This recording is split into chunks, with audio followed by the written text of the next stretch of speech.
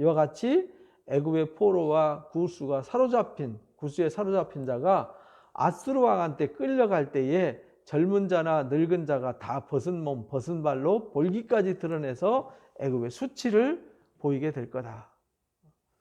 그래서 이 애굽은 아수르한테도 역시 아주 징그럽게 당했고요. 또 나중에 바벨론한테도 징그럽게 당했어요. 그래서 19장에 이 아수르와 바벨론한테 징계당할 것을 미리 경고한 얘기죠. 그러니까 그런 이미 하나님이 그렇게 징계할 나라를 의존하고 거기를 쳐다본다는 건 미련한 거다 이런 말이죠. 우리가 이 세상이나 이 세상에 있는 것들을 성경에서 이제 신약에서 사랑하지 말라고 하는 말은 그거 다 지나갈 것이고 없어질 것들인데 그게 그렇게 목숨 걸 건 아니다. 그건 공중에 나는 새도 먹이시고 들의 백합화도 입히시는데 하물며 너일까 보냐라고 말씀을 하셨어요. 그러니까 우리가 밥 굶고 살지는 않는다 그런 말이죠.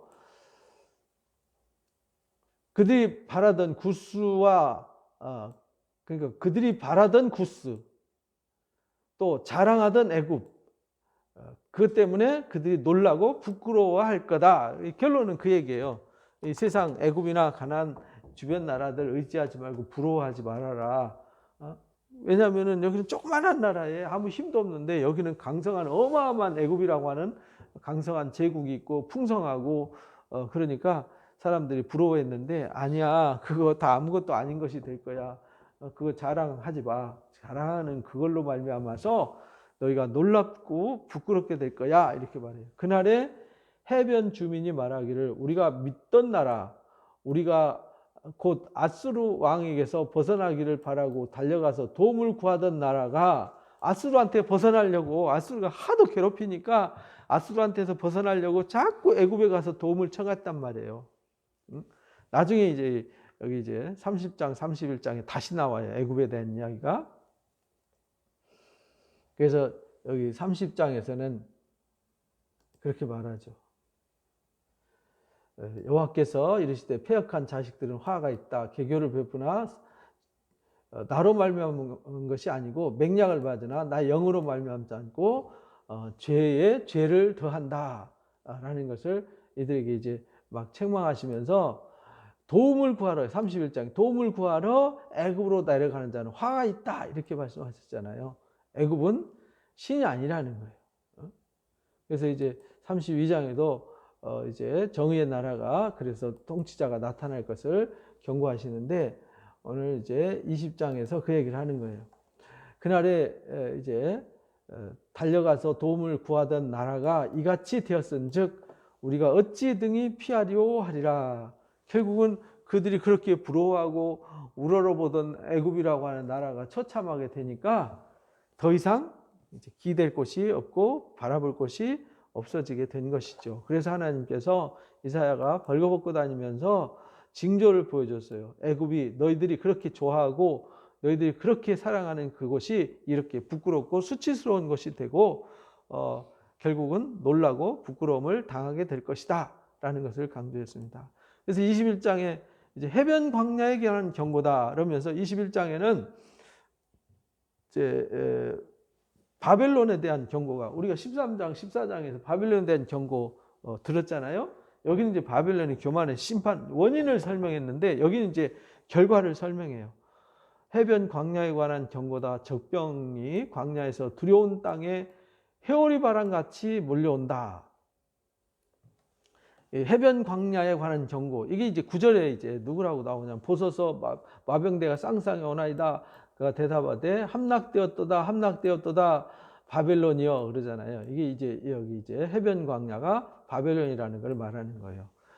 혹독한 묵시가 되게 보였다. 속이는 자는 속이고 약탈하는 자는 약탈하도다. 그러니까 혹독한 묵시 아주 지금 바벨론에 대한 이 13장 14장에 경고했던 대로 혹독한 일이 실제 코앞에 이루어졌다는 거예요. 13장 14장에는 좀 먼저 예언한 거고 뒤에 이제 결과 얘기하는 거잖아요. 엘람이여 메대여 일어나서 올라가서 이들을 에워싸라. 그의 탄식한 그의 모든 탄식을 내가 그치게 하였노라. 말은 이제 엘람 바벨론 땅 서쪽에 있는 지금 이란 땅이죠. 페르시아 땅. 거기에 메대 사람과 엘람 바사 사람들이 연합해서 올라와 가지고 아주 혹독하게 아주 처참하게 뭉개버리는 이 바벨론에 대한 묵시를 본 거예요. 그래서 저는 지난번에도 말씀을 드렸지만 이 바벨론이라는 큰 성이 여기로 강물이 지나가고 주변에 강물이 이렇게 지나가기 때문에 아주 철옹성이었거든요. 여기가 철옹성. 여기 거리와 해자를 만들어서 적군이 쳐들어올 수 없어요. 항상 물이 있으니까 강물이 한가운데로 흘러가니까 성 높이도 막 어마어마했죠. 두께도 막 어마어마하고. 그러니까 난공불락의 성인데 이 고레스 황제에 의해서 여기 이제 물길을 막아가지고 물길을 막아서 여기 마른 땅이 되게 하고 여기 물이 오지 않게 해가지고 처참하게 정복시켰던 이야기를 전에 말씀을 드렸어요.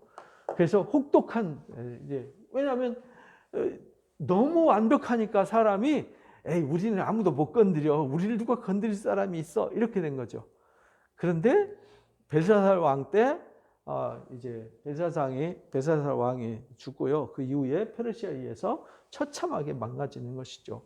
그것이 539년이었어요. 그러니까 지금 이 혹독한 묵시라고 외치는 이 시대에 100년 후에 일어나지는 일이에요. 100년 후에. 이러므로 나의 요통이 심하다. 그 말은 이거 보고 이사야가요. 요통이 심했대요. 해산 임박한 여인의 고통 같은 고통이 나를 엄습했다. 내가 괴로워서 듣지 못하며 놀라서 보지 못했다. 어마어마한 아주 끔찍한 이 잔혹상을 이제 보고 혹독한 묵시다 이렇게 놀랐어요. 내 마음이 어지럽고 두려움이 나를 놀라게 하며 희망의 서광이 변하여 떨림이 되었다. 그러니까 정말 두려움이 됐다는 거죠. 우리가 계시록에도 보면 반모섬에서 요한이가 7 대접 쏟아지는 거, 7 나팔 불려지는 거 보면서 떨었던 거와 똑같은 거죠. 두렵죠. 막 끔찍한 혹독한 묵시니까. 우리 폼페이의 티오라고 하는 영화를 보면 그러잖아요. 그들이 타락해서 누가 뭐라 그러면 웃기는 소리 하고 있어. 이렇게 살기 좋은데 무슨 뚱딴지 같은 소리 하고 있어. 근데 베수비오 화산이 폭발해가지고 용암이 쏟아지면서 아주 그 도시를 그 화산재와 지진으로 아예 그냥 폭삭 덮어서 그게 바다가 돼버리잖아요. 가라앉아서. 근데 근대에 와가지고 그게 발견이 되어지죠. 발견이 되어져요. 그들이 식탁을 베풀고 파수꾼을 세우고 먹고 마시자 하는도다. 마시도다. 너희 고관들아 일어나 방패에 기름을 바를지어다. 방패에 기름 바른 전쟁 준비하라는 얘기예요. 주께서 내게 이르시되 가서 파수꾼을 세우고 가서 보고하게 하되 마병대가 쌍쌍이 오는 것 나귀떼 낙타떼가를 보거든 기울여 자세히 들으라 하셨더라.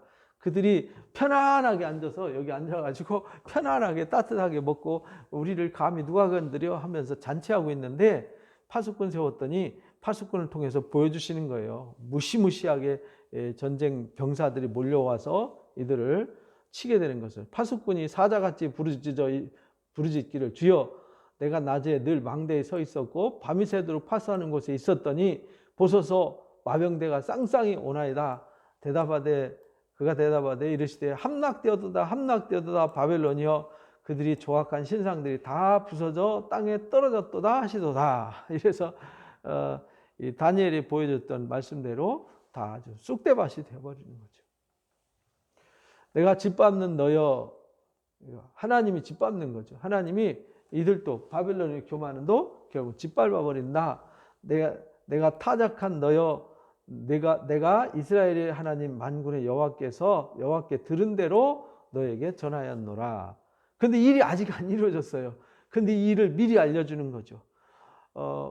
요한복음 13장 19절에 보면은 이 일이 있기 전에 미리 일러주는 이유는 이 일이 이루어질 때 너희로 믿게 하려 합니다. 라고 예수님도 미리 예고해 줬잖아요. 이 일도 이루어지기 전에 미리 예고해 준 거예요. 이 일이 이루어질 때 그걸 깨닫게 하려고. 이렇게 해서 이제 처참하게 혹독한 13장, 14장에 예고했던 바벨론의 경고가 이루어질 것을 임박한 역사, 임박하게. 그래서 애굽도 빠른 구름이 이동하듯이 그렇게 이루어진다고 그러는데 여기도 그렇게 급하게 이루어지는 멸망에 관한 메시지를 전했어요. 그리고 이제 1장 11절부터는 두마에 관한 경고다. 두마는 이제 에돔을 말하는 겁니다. 에돔. 세일에서 나를 부르되 파수꾼이여 밤이 어떻게 되었느냐. 파수꾼이여 밤이 어떻게 되었느냐. 파수꾼이 이르되 아침이 오나니 밤도 오리라. 내가 물으려거든 물으라. 너희는 돌아올지니라 하더라. 무슨 말이냐면 이들이 환란이 지나갔어요. 그래서 아이고 이제 환란이 지나가고 고통이 지나갔으니까 괜찮겠지. 왜냐하면 아수르가 와서 쑥대밭을 만들고 지나갔어요. 그리고 아수르가 망했어요. 이제 우리는 자유야. 이제 좋아졌어. 행복해졌어. 이랬는데 아니야. 이제 아침이 됐지만 곧 또 밤이 와. 이 말이에요. 말은 바벨론이 와가지고 아예 그냥 존재 자체에 뿌리를 없애버리는 거예요. 그래서 요 두 절로 간단하게 이제 에돔도 심판받는다는 것을 경고하셨어요. 그리고 아라비아에 관한 경고다. 드단의 대상들이여 너희가 아라비아 수풀에서 유숙하리라. 대마 땅 주민들아 물을 가져다 목마른 자에게 주고 떡을 가지고 도피하는 자를 영접하라. 그들의 칼날을 피하면 뺀 칼과 당긴 활과 전쟁의 어려움에서 도망하였음이라. 그러니까 이 아라비아도 결국은 떠돌이가 된다. 쫓겨서 버려지게 됩니다. 주께서 이같이 이르시되 품꾼의 정한 기한이 같이 1년 내에 계달의 영광이 다 세멸할 거다. 이 광야에서 유목생활하던 이 아라비아 사람들도 다 망하게 될 것이다. 계달 자손들 중 남은 수가 적으리라 하시니라. 이스라엘 하나님 여호와의 말씀이다. 이래서 이제 주변 나라 다. 그래서 지금 이제 하나님이 말씀하실 때 이 주변국 다 얘기했단 말이에요. 주변국. 여기 이제 바벨론, 그 다음에 모압, 암몬, 그 다음에 다메섹 아람이죠. 그 다음에 구스, 그 다음에 애굽, 그 다음에 에돔, 그 다음에 아라비아, 그 다음에 블레셋. 다 이제 하나님이 주변 나라를 징계했어요. 그리고 이제 결론은 어디로 가냐면 이 주변 나라를 심판하고 이게 이제 이 얘기죠. 심판하고 어디로 가냐면 이스라엘로 가는 거예요. 본론은 이 사람들을 위한 거잖아요. 그래서 22장에 예루살렘 이야기로 돌아가는 겁니다. 환상골짜기와 관한 경고다. 이 환상골짜기가 어디냐면 예루살렘을 말하는 거예요. 예루살렘이 이 사람들이 환상에 젖어 있었어요. 그래서 환상골짜기라 그러는 거예요. 자기들은 아주 안전한 골짜기에 있어서 거기서 하나님 말씀 안 듣고 자기들 나름대로의 잘못된 환상에 젖어 사는 사람들 얘기예요. 소란에 떨던 성 예루살렘, 즐거워하던 고을, 너의 죽임을 당한 자들은 칼에 죽은 것도 아니고 전장에 사망한 것도 아니다. 너희 관원들도 다 함께 도망하다가 활 버리고 결박당하고 멀리 도망한 자들도 발견되어 다시 결박을 당하였도다. 결국은 이 사람들이 도망가다 잡혀서 시드기야 때 이랬거든요. 시드기야 때. 다 도망가다 잡혀서 다 망하게 돼요. 그러므로 말한다. 돌이켜 나를 보지 말지어다. 나는 슬피 통곡하겠노라. 내 딸 백성이 패망하였으므로 말미암아 나를 위로하려고 힘쓰지 말아라. 결국은 지금 이스라엘 여기 이제 유다와 예루살렘이죠. 유다와 예루살렘이 심판받을 것을 이제 슬퍼하는 마음으로 쓴 거예요. 환상골짜기에 주 만군의 여호와께로부터 이르는 소란과 발핀과 혼란의 날이야. 환상골짜기가 예루살렘이 쑥대밭이 되는 것을 보여주셨어요. 미리. 성벽이 무너뜨림과 산악에 사무쳐 부르짖는 소리가 여기서 들린다는 거죠. 누구를 통하냐면 엘람 사람들의 화살통, 엘람 사람들을 통해서 또 병거 탄 자와 마병이 함께하여 있고 기르 사람의 방패를 드러냈으니 병거는 내 아름다운 골짜기에 가득하였고 마병은 성문에 정렬되었도다. 그가 유다에 덮었던 것을 벗기며 그날에야 내가 숲을 곳간의 병기를 바라보았고 너희가 다윗성에 무너진 곳에 많은 곳도 보며 너희가 아랫못의 물도 모르며 예루살렘에 가옥을 개수하며 가옥을 헐며 성벽을 견고하게 하도다. 결국은 하나님이 임박한 마치 예레미야가 북쪽에 끓는 기름가마를 이렇게 보여주시듯이 엄청난 하나님의 징계와 심판이 준비되어 있는데 이들은 자기 생각과 자기 뜻으로 자기 힘으로 하나님 말씀이 아닌 자기 지혜와 자기 방법으로 이 대적들을 막을 수 있을 거라고 생각하는 거죠. 그렇게 하며 너희도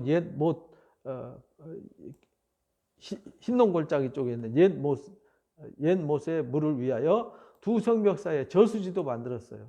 그러니까 자기들이 사람의 방법과 수단으로 뭘 해보겠다고 하는 거죠. 그래서 이들이 예레미야 선지자는 하나님이 주시는 생수를 버렸다. 생수에 근원된 하나님을 버렸다. 이렇게 말해요. 도저히 하나님이 흐르는 실로암 물을 버리고 실로암으로 흘러가는 이 물을 버리고 곧 하나님이 주시는 하나님의 지혜와 방법을 무시하고 자기 방법을 선택했다. 그런 말입니다. 그러나 너희가 이를 행하신 일을 앙망하지 아니하였고 이 일을 옛적부터 경영하신 일을 공경하지 않았다. 이들이 하나님 말씀, 이사야를 통해서 하시는 하나님 말씀을 듣지 않고 자기 방법으로 자꾸 뭘 하려고 한다 이 말이죠. 오늘날 그리스도인들 똑같죠. 하나님의 말씀을 귀 기울이고 하나님의 방법으로 살아야 되는데 그게 아니라 내 생각과 내 고집으로 살아요. 그리고 나중에 뭐가 안 되면은 하나님 원망하는 이 어리석음을 가지고 있는 거죠. 지금 그 얘기를 하고 있는 겁니다. 그날에 주 만군의 여호와께서 명령하사 통곡하며 애곡하며 머리털을 뜯으며 굵은 배를 띠라 하셨거늘. 그러니까 하나님이 하신 말씀은 그런 거 무슨 뭐 연못 만들고 뭐 방비하고 이게 아니라 너희가 회개하라. 어떻게 회개하냐? 통곡하며 애곡하며 머리털 쥐어뜯으면서 굵은 배를 따라서 굵은 배를 띠고 곧 쉽게 말하면 상복 입고 이 말이죠. 회개하라 이렇게 했는데 오히려 너희가 기뻐하며 즐거워하며 소를 죽이며 양을 잡아 고기를 먹고 포도주 마시면서 내일 죽으리니 먹고 마시자 하면서 이렇게 타락했다 이 말이에요. 타락하니까 하나님이 이제 화가 나셔서 내가 너희들 그 준비한 것 너희들이 착각하는 그 세계를 아주 쑥대밭 만들어 버리겠다 이렇게 말씀하세요. 그래서 소란에 떨던 성, 즐거워하던 성읍, 너희 죽임당한 자들은 칼에 죽은 게 아니고 전쟁에 사망한 게 아니라 하나님의 말씀을 버려서 너희가 버림당한 거다 그런 말입니다. 그러니까 오늘날도 똑같아요. 마지막 하나님의 심판이 임할 때 이 땅에 사람들이 전쟁으로 심판당하는 게 아니라 하나님의 말씀을 떠나서 심판당하는 거예요. 그리고 지옥에 이 땅의 전쟁과 무시무시한 대접으로 재앙이 끝나는 게 아니잖아요. 오히려 그들이 불못에 던져져서 영원토록 고통을 받게 되는 거죠. 그 모든 것의 원인은 한 가지밖에 없다. 하나님의 말씀을 버렸기 때문이다. 만군의 여호와께서 친히 내 귀에 들려서 이르시되 진실로 이 죄악은 너희가 죽기까지 용서하지 못하리라 하셨느니라. 이 죄악은 죽기까지 용서하지. 하나님이 말씀을 떠나서요. 하나님의 말씀을 떠나서 하나님을 버린 삶은 하나님도 답이 없는 삶이다. 하나님도 끝까지 용서할 수 없다. 그래서 지옥이 있는 거죠.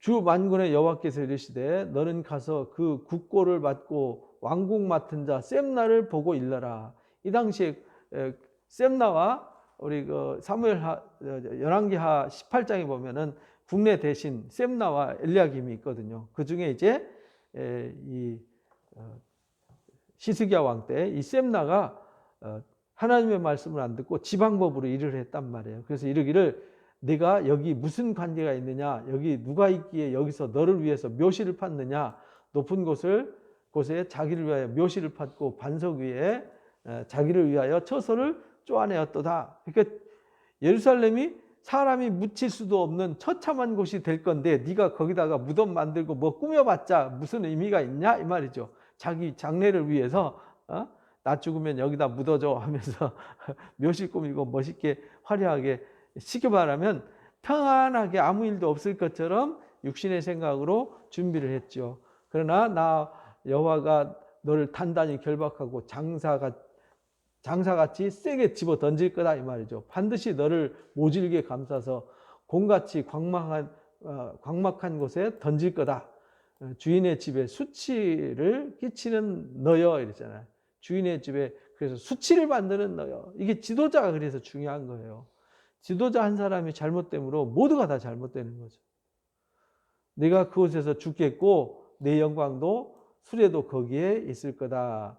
내가 너를 내 관직에서 쫓아내며 내 지위를 낮출 거다. 이래서 셈나가요. 하나님의 말씀을 순종하지 않고 애통하지 않고 회개하지 않아서 결국은 끌어내려지고 낮아지고 버려지게 되는 것이죠. 그날에 힐기야의 아들 내 종 엘리야김을 불러서 내 옷을 그에게 입히며 그에게 이제 지도자 자리를 넘겨주고 띠를 그에게 띄워주겠다는 거죠. 힘있게 하고 내 정권을 그의 손에 맡기게 할 거다. 그가 예루살렘 주민과 유다 집의 아버지가 되게 할 거다. 그래서 하나님이 합당치 않으면 마치 에서가 합당치 않으니까 에서의 것을 뺏어서 야곱에게 주듯이 하나님이 말씀을 안 들으면 사울 왕에게 있던 것을 뺏어서 다윗에게 주듯이 이렇게 하시겠다라는 거예요. 오늘날도 있는 자는 받아 넉넉하게 되고 없는 자는 그 있는 것조차도 빼앗긴다. 그래서 그 빼앗은 것을 있는 자한테 더 주라는 거예요. 이게 하나님의 섭리예요. 내가 또 다윗의 집의 열쇠를 그의 어깨에 둘 거다. 그러니까 대단한 권세를 주겠다는 거죠. 하나님의 언약의 축복의 것을 둘 거다. 그가 열면 닫을 자가 없고 닫으면 열 자가 없게 할 거다. 그러니까 하나님의 말씀을 불순종하면 뺏어버리고 그렇잖아요. 하나님이 셈나에게 심부름을 시켰는데 심부름을 잘못했어. 그래서 하나님의 뜻을 왜곡시켜서 엉뚱한 일을 하니까 하나님이 그거 거두어서 말 잘 듣는 엘리야김한테 주겠다는 거예요. 오늘날도 똑같아요. 그래서 하나님이 복받기에 합당한 자한테 복을 주는 거죠. 그래서 못이 단단한 곳에 박힌같이 견고하게 할 거다. 그래서 흔들리지 않도록 단단한 못이 콱 박히면 안 빠지듯이 그렇게 해주실 거다. 그가 그 아버지 집의 영광의 보좌가 되게 할 거다. 그 아버지의 집의 모든 영광이 그 위에 마치 이렇게 못 걸어놓으면 옷걸이 이렇게 걸듯이 그렇게 그 못에 모든 영광이 걸리게 할 거다. 그 후손과 족속되는 각 작은 그릇 곧 종지로부터 모든 항아리까지 모두 다 그 하나님의 말씀을 순종하고 그 하나님의 뜻을 쫓는 자에게 잘 박힌 못같이 흔들리지 않고 뽑히지 않고 그렇게 되게 할 거다. 만구의 여호와께서 이르시되 그날에는 단단한 곳에 박혔던 못이 삭을 거다. 그 말은 무슨 말이냐면 하나님이 그렇게 모든 걸 뺏어서 주고 축복하고 흔들리지 않게 다 해줬는데도 세월이 흐르면은 삭아버린다. 부패된다 이 말이에요. 기독교 역사도 보면은 한 세대 지나면은 부패하고 그러면은 혼란을 겪어요. 그러면 매맞고 막 어려움을 겪으면 또 이제 마치 파도처럼 이렇게 롤러코스터처럼 이렇게 막 여기 꼭대기 올라갔다가 여기서 부패하면 떨어져요. 그럼 여기서 다시 막 회개해요. 그럼 다시 올라가요. 그러면은 또 떨어져요. 그래서 또 이렇게 막 계속 춤추면서 1세기부터 여기까지 왔어요. 지금 오늘날 기독교가 지금 여기 이렇게 올라갔다가 지금 이렇게 바닥 치는 중이죠. 지금 여기 바닥 치면 다시 올라갈 거예요. 마지막 하나님의 역사도 그래서 지금은 막 내려가요. 왜 내려가느냐? 지도자들이 말씀을 가르치지 않고 자기 방법으로 자기 수단으로 하나님의 뜻을 거역하고 잘못된 길로 가니까 부패하게 되는 거죠. 근데 부패했는데 여기도 마찬가지잖아요. 자기들이 뭐 잘못했는지를 몰라요. 여기도 뭐 잘못했는지 모르고 막 바닥을 치는 거예요. 그러다가 주변에서 막 세상에서도 막 교회에서도 막 사람들이 이건 아니야, 이건 부패했어, 이건 문제 있는 것 같아 막 이러면은 그런가? 이래가지고 이제 바닥치고 나면 언제 바닥치냐? 교인들이 다 떠나고 교회가 엉망진창이 되고 쑥대밭 될 때 그때 이거 아닌가 보다 이렇게 깨닫는 거죠. 그렇게 2000년 동안 성경 역사도 그랬고 기독교 역사도 그랬어요. 그날에는 단단하게 박혔던 못도 삭을 거다. 그 못이 부러져서 떨어질 거다. 그 위에 걸린 그러면은 그거 붙잡고 그거 의존하고 있던 것도 못이 부러지니까 같이 와르르 쏟아지는 거죠. 그러니까 우리가 여기 잘 박힌 못처럼 이렇게 해주셨어요. 여기 잘 박힌 못처럼 해주셨는데 너무 이걸 의존하고 옛날 과거의 추억에 젖어가지고 이렇게 하면 돼 저렇게 하면 돼 하다가 이거 떨어지면서 몽땅 다 추락하게 된다 그런 말이에요. 그래서 엘리야김도 잘 박힌 못처럼 흔들리지 않게 하나님이 몰아주시고 복을 주시는데 그도 정신을 차리지 않고 회개하지 않으면은 하나님께서 사가버리고 부러져버리고 그래서 거기 매달렸던 모든 것도 다 망하게 할 것이다 라는 것을 가르쳐 주셨습니다. 그래서 22장까지 오늘 나누고요. 다음 주에 이제 23장 두로와 시돈에 대한 경고만 하면 이제 주변 역사들 다 끝납니다. 그리고 24장부터 27장까지 대파국에 관한 심판의 메시지, 그러니까 구약의 계시록이라고 그래요. 구약의 계시록, 무시무시한 하나님의 심판 얘기가 27장, 8장까지 이어지게 됩니다. 그래서 그 말씀은 다음 주에 나누도록 하겠습니다. 기도하고 마칩니다. 감사합니다. 하나님 아버지, 하나님의 말씀을 떠나면 결국은 심판받고 멸망당할 수밖에 없다는 것 확실하게 가르쳐 주셨습니다. 역사가 이미 그것을 증명하고 성경의 수많은 역사가 그 사실을 우리에게 거울로 비춰주고 있습니다. 하나님 아버지, 이 21세기를 살아가는 오늘날 우리에게도 하나님의 말씀을 존중히 여기고 하나님의 말씀을 간절히 갈망하며 사모하는 자들이 점점 없어져가는 시대입니다. 결국은 하나님 말씀 떠나서 인간이 아무리 지혜 있고 능력이 있고 권력이 있어도 바이러스 하나에도 절절매는 연약한 존재임을 우리가 지금 목격하고 있습니다. 하나님 아버지, 우리가 전적으로 하나님을 신뢰하고 하나님의 말씀을 쫓아서 성결한 삶을 살아가게 하시고 하나님의 말씀에 순종하는 삶을 살아가서 하나님의 뜻이 우리와 동행하는, 그래서 하나님의 뜻이 우리 삶을 통해서 이루어지는 놀라운 역사가 우리를 통하여 나타나게 하여 주옵소서. 감사하며 예수님의 이름으로 기도합나이다. 아멘.